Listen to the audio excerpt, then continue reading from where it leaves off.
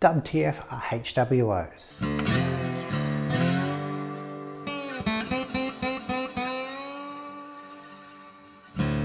Hardwax oils seem to be all the rage right now, but what are they and why should you care? Unlike other WTF episodes detailing particular woods, this is a bit more of a complex question, so this video is broken into two parts. First, I'll explain what Hardwax oils are, then towards the end of the video I'll show examples of the application technique and results of Hardwax oils, as well as some other finishes like polyurethanes and Danish oils. Before I dive more into what a Hardwax oil is, I need to clear the air on what it isn't. First off, just because they're primarily made from natural ingredients doesn't mean it's zero VOC. Some Hardwax oils are zero VOC, some are low, some have the same VOC count as polyurethanes. Secondly, products like Poly-X, despite what the name might suggest, don't contain any polyurethane.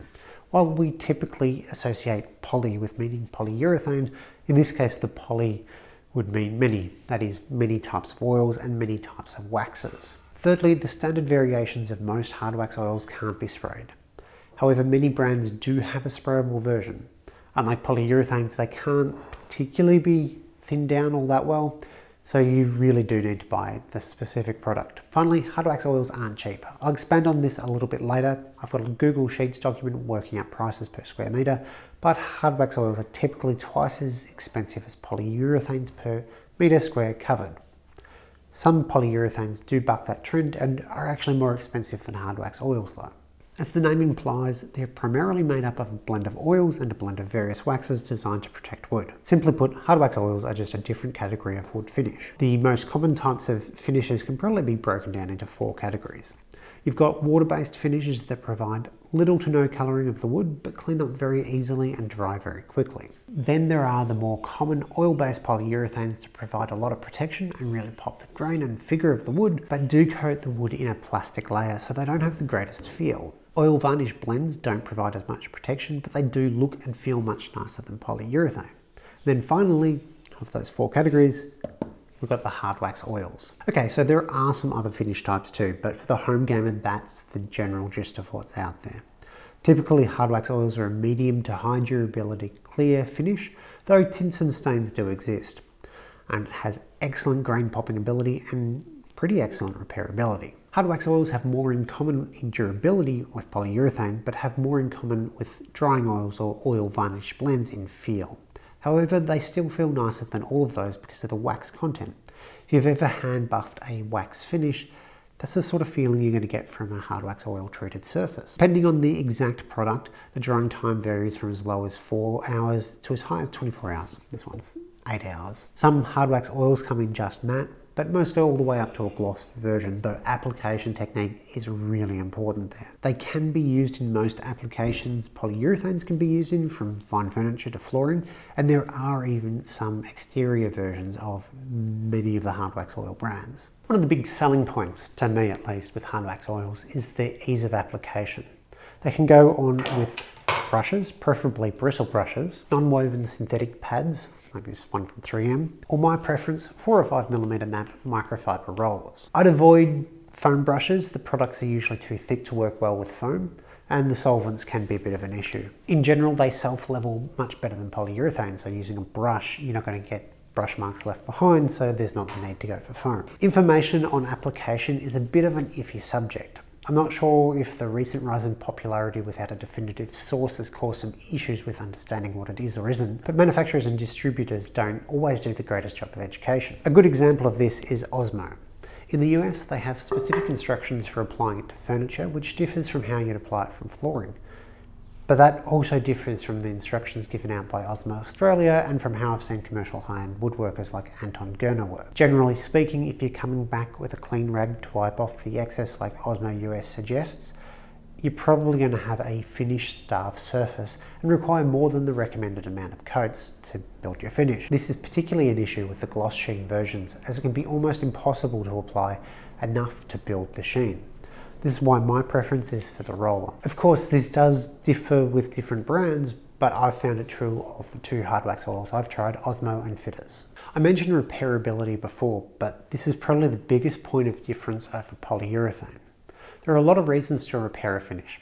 General wear and tear, perhaps a hot pot were put directly on the surface, Maybe somebody spilled alcohol or nail polish remover and it reacted with the finish. To repair those sorts of damage with a polyurethane finish, that means stripping it back with either chemicals or sanding. If you don't, you'll end up with ridges or uneven colouring, as polyurethane tend to go more yellow over time. A patch job would stand out a bit like a sore thumb. With Hardwax oils, you can just get away with sanding back the area or even just applying another coat on top depending on the damage. Hardwax oils don't have any UV discoloration, and because they don't form that hard film on top, they also don't form any ridges. Alright, now onto the sample boards.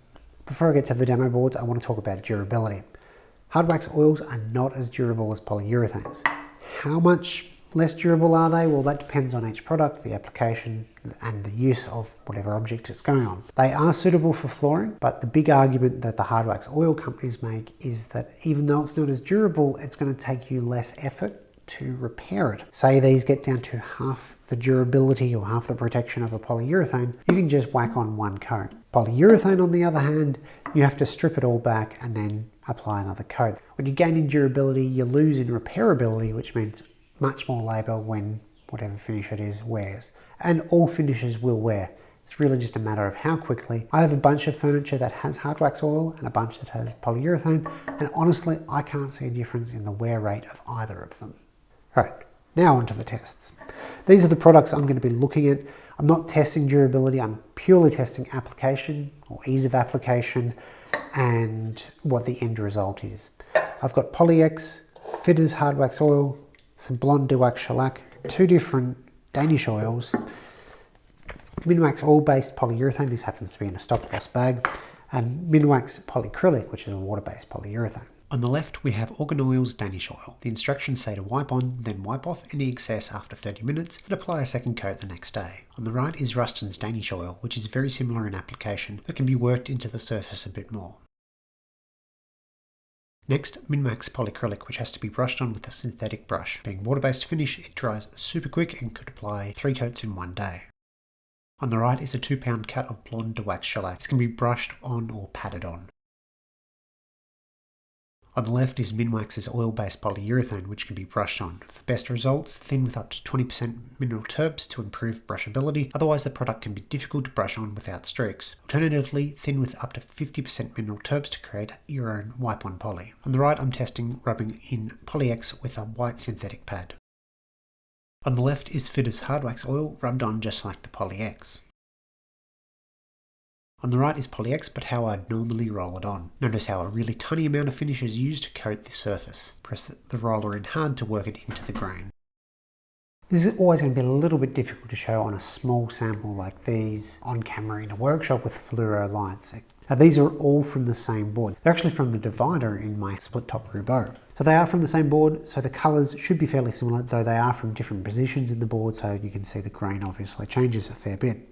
The big loser in this, I think, is really this Organ Oil Danish oil, as it doesn't really seem to have any real protection. You can see just the dust from being in the workshop for a week has been caught in the grain, and it's really darkened the colour of the blackwood and isn't quite that nice a colour. Next up are the Minwax polyurethane and the Danish oil, the Ruston's Danish oil. The Ruston's Danish oil takes forever to dry, about 3 days per coat. However, it does impart a nice colour.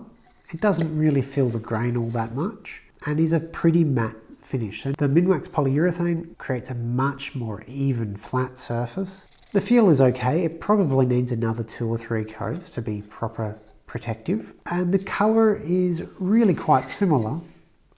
Maybe not quite as nice, maybe a little bit lighter actually, but not too bad overall. And these two show a really good contrast. So this was probably the roughest piece. I just, for interest's sake, threw a couple of coats of Blonde de Wax shellac on it.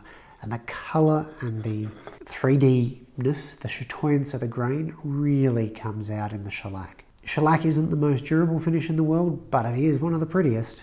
By contrast, the Minwax polyacrylic looks, there's no way to say it nicely, it looks like it's covered in snot. This has the worst colour, there's no real 3D effect in the grain, and the feel is definitely the worst. This feels very cold to the touch because it's a real thick plastic layer. Then we move on to the two Hardwax oils. There's not a whole lot of difference between the two, to be perfectly honest. The colour of the Poly-X is maybe a little bit more caramel and the Fitters is just a little bit redder.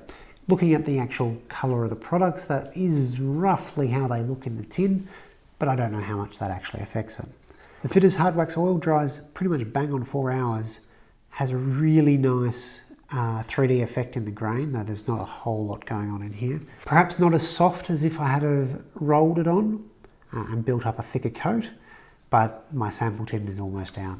With Poly-X, there's really no difference in terms of feel or look between the rubbed and rolled on version. This took 3 coats to rub on to the same level as 2 coats of the rolled on version, but otherwise a really nice colour in the grain, really nice and soft to the touch, so it feels a lot warmer than that polyacrylic does. The two Hardwax oils, Poly-X and Fitter's Hardwax Oil, both are pretty similar. They both feel similar to the touch, they both have similar colouring. Slight differences here or there.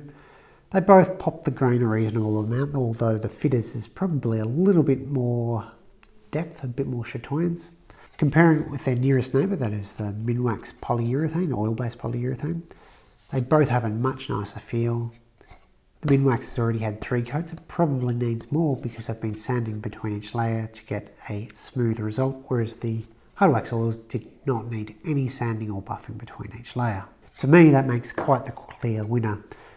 Although it costs a little bit more, there's a lot less labour involved. So based off results like this, I should be switching to Hardwax oils for everything, dumping all my polyurethanes. And then what Hardwax oils should I switch to? Well, first off, yes, no, maybe. If you're happy with your current finish, Hardwax oils aren't guaranteed to blow your mind. If you're getting great results as it is, it may not be worth the time or expense to switch. If you're halfway through finishing your house, you may want to stick with one finish for the lot of it so everything matches in.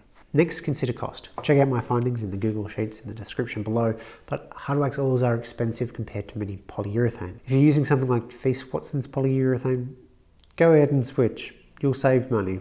The flip side to that is while Hardwax oils are more expensive in money, they can be less expensive in time and labour. 2 coats rolled on is all you need. And if you've just spent 50 hours working on your latest project, justifying a premium finish is a little bit less difficult. As to what Hardwax oil to switch to, well, just like with any other category of finish, that's a pretty tricky question. Every brand has its pros and cons. Personally, I've actually been pretty happy with Osmo's Poly-X, and it's a huge improvement over polyurethanes that I could get at the big box store. Then I found Fitter's Hardwax oil. The shorter drying and curing time alone wins me over, but I've found that the colour it produces is just slightly more pleasing and it works out a little bit cheaper per metre squared. Once I finish off this tin of Poly-X, I'll be switching over. There are dozens of Hardwax oils and other finishes I didn't cover, but hopefully this gives you a primer on the category and you can do your own research from there. Thanks for watching.